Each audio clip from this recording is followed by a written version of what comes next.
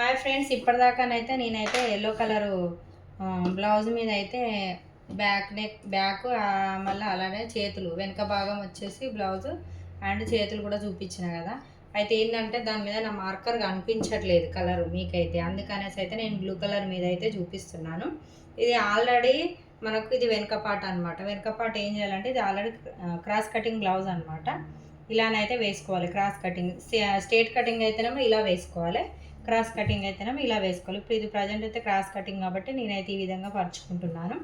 ఇదే విధంగా మనం ఏం చేయాలంటే చుట్టూ అయితే ఇలా మార్కింగ్ అయితే వేసుకోవాలి. దీని చుట్టూ మనం ఏ విధంగా కనుక కట్ చేసుకున్నామో సేమ్ దాని పక్క అంటే బాగా దూరం నుంచి అయితే రాయకూడదు అనమాట. ఇలా ఇక్కడి నుంచి అయితే మార్క్ వేసుకోవాలి.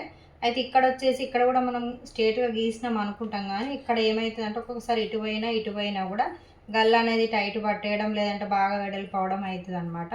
అలాంటప్పుడు ఈ ఎల్ షేప్ స్కేల్ అయితే మనకు బాగా యూజ్ అవుతుంది. ఈ ప్లేస్ వచ్చేసి కార్నర్ దగ్గర అయితే ఇట్లా కరెక్ట్ పెట్టేసుకోవాలి. మనకి ఇది ఏడదాకా వచ్చింది లైన్ అనేది. ఇప్పుడు ఎందుకంటే మనం ఇక్కడ నెక్ కట్ చేసేటప్పుడు ఏం చేస్తామంటే ఇక్కడ వెడల్పు తీసుకుంటాం, ఇక్కడ షోల్డర్ దగ్గర నెక్ వచ్చేసి ఇక్కడ తక్కువ తీసుకుంటాం కదా. అలాంటప్పుడు మనం ఈ డైరెక్ట్ మార్కింగ్ కనుక వేసుకుంటూ ఒక్కొక్కసారి గల్ల చిన్నగా పెద్దగానే అవుతుంది. అలాంటప్పుడు మనం ఇలాంటి స్కేల్ అయితే ఖచ్చితంగా యూజ్ చేసాం అనుకో, మన గల్ల దగ్గర అనేది ఎక్కడ ప్రాబ్లం లేకుండా మనకైతే వస్తుంది. ఇలాగనమాట స్ట్రేట్గా. దీనికి ఆపోజిట్ ఉంటుంది కదా, ఇప్పుడు స్ట్రేట్ లైన్ అయిపోతుంది అనమాట. ఇప్పుడు ఇక్కడ నుంచి ఇలా అయితే ఒక మార్క్ అయితే వేసుకుందాము. అదేవిధంగా ఇక్కడ మూల ఉంది కదా, వెనకాల కార్నర్ చంక రౌండ్ ఆర్మ్ రౌండ్ దగ్గర వచ్చేసి ఇక్కడ చిన్నగా ఫింగర్ ఇలా పెట్టేసి అయితే ఇక్కడ కూడా ఒక మార్క్ అయితే వేసుకుందాం మనం. ఇలా చూస్తున్నారు కదా, ఈ విధంగా అనమాట. ఇలా మార్క్ వేసుకున్నట్టయితే మనకు వెనకాల కూడా ఇక్కడ వరకు ఉన్నది ఏం కథ అని మన మార్కింగ్ అనేది మనకు తెలిసిపోతుంది. ఇప్పుడు ఇక్కడ ఏం చేయాలంటే మనం స్ట్రేట్ లైన్ అయితే ఇట్లా మార్క్ వేసుకోవాలి. ఈ లైన్ నుంచి ఇక్కడికి కలవాలి, ఆ నుంచి అక్కడ కలవాలి. ఇప్పుడు ఇక్కడ ముందుగల్లా అయితే మనం ఏం చేసినాం, ఇట్లా స్ట్రేట్గా లైన్ గీసినాం, ఇక్కడ కూడా అదే విధంగా మార్క్ వేసుకున్నాం కదా. అయితే ఇప్పుడు ఈడ ఏం చేయాలంటే మనం గల్లా చెక్ చేసుకోవాలన్నా కూడా చాలా వీడియోస్లోనే అయితే చెప్పాను, ఇది ఒక రకంగా అన్నట్టు. ఇప్పుడు ఇక్కడ మనం మార్క్ అయితే వేసుకున్నాం కదా, ఇక్కడ మనం ఖర్చు కోసం అంటే కుట్టు పెడితే మనకు ఎక్స్ట్రా క్లాత్ ఉంటుంది కదా, ఖర్చు కోసం అయితే ఒక 1/2 ఇంచ్ మార్క్ వేసుకోవాలి. మార్క్ వేసుకున్న తర్వాత ఇప్పుడు చూస్తున్నారు కదా, నేనైతే ఇక్కడ ఖర్చుకు పట్టుకొని మార్క్ అయితే వేస్తున్నాను. ఇలా ఇక్కడ కనిపిస్తుంది కదా మీకు.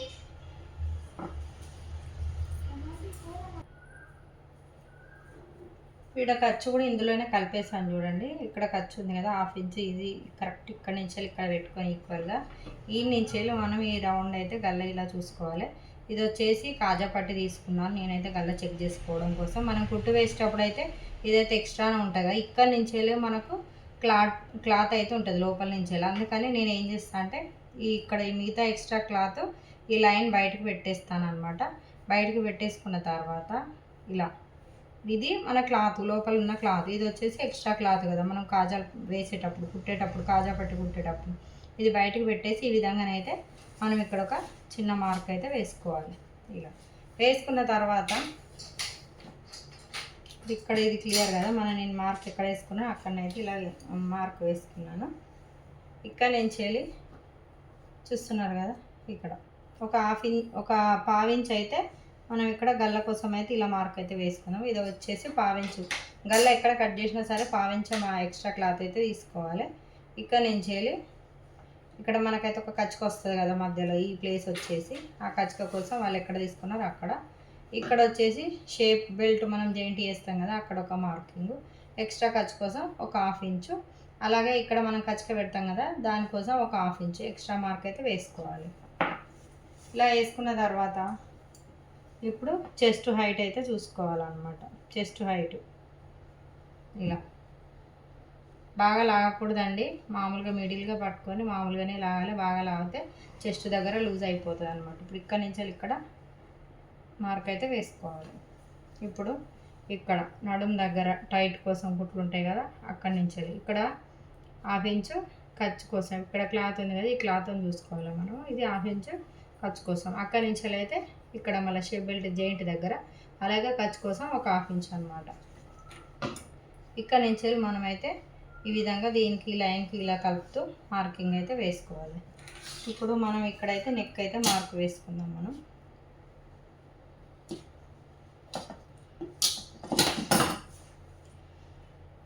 మీకు ఏ షేప్ కావాలంటే ఆ షేప్లోనైతే మీరైతే మార్కింగ్ వేసుకోవచ్చు.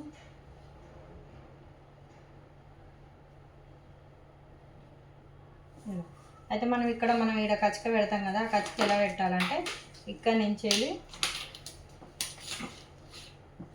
ఇక్కడ ఒక 1 ఇంచు మార్క్ అయితే ఇలా పెట్టుకున్న తర్వాత ఇందులో వచ్చిన సగంలోనే మనమైతే కచ్చిక పెట్టుకోవాలన్నట్టు. బీడ్ ఎంత వచ్చింది, 3.5 వచ్చింది.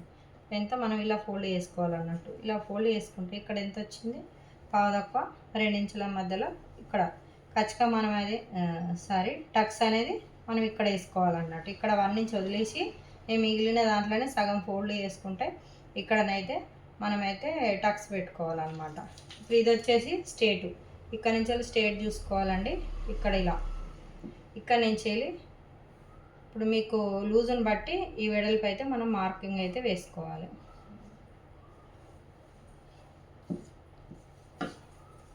ఇక్కడ నుంచి వెళ్ళి దీనికైతే స్ట్రేట్గా ఉండొద్దండి ఈ మార్కింగ్ అయితే. ఇది వచ్చి ఈ టక్స్ వచ్చేసి స్ట్రేట్గా అస్సలు రావద్దు. దీనికంటే ఒక 1/2 ఇంచు పక్క నుంచి వెళ్ళి రావాలి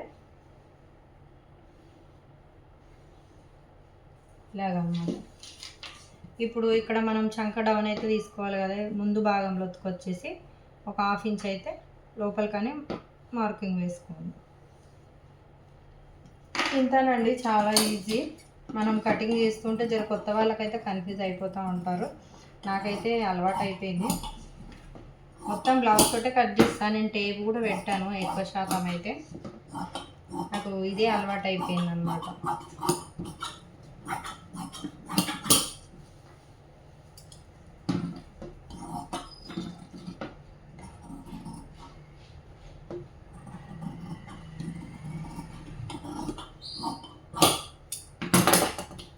ఇంతేనండి, చాలా ఈజీ. ముందు భాగం అయితే